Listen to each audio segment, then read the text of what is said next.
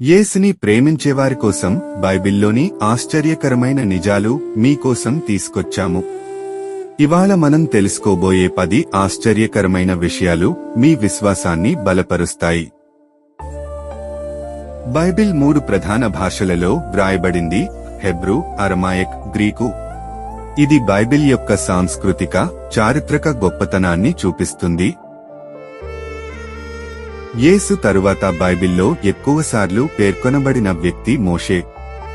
ఆయన పేరు 800 సార్లకు పైగా ఉంది. ఎస్తేరు గ్రంథంలో దేవుని పేరు ఒకసారి కూడా లేదు.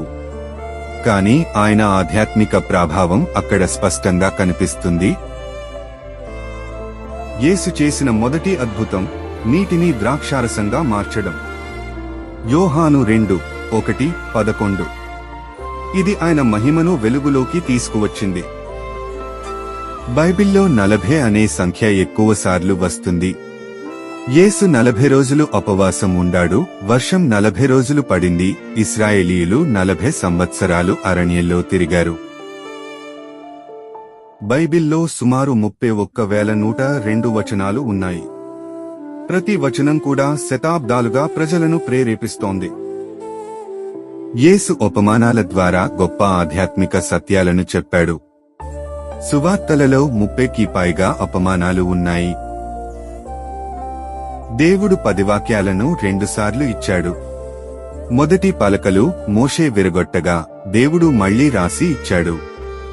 నిర్గమకాండము 34. పరలోకం గురించి బైబిల్లో ఇలా ఉంది: అక్కడ కన్నీళ్లు, బాధ, మరణం ఉండవు. ప్రకటన 21:4. ఇది శాశ్వత ఆనందానికి దేవుని వాగ్దానం.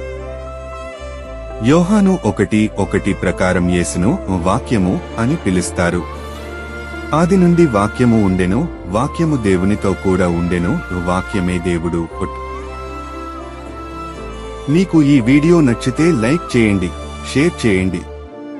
ఇంకా ఇలాంటి దేవుని వాక్యం ఆధారిత వీడియోల కోసం మా ఛానల్ని సబ్స్క్రైబ్ చేయండి. దేవుడు మీరందరినీ ఆశీర్వదించుగాక.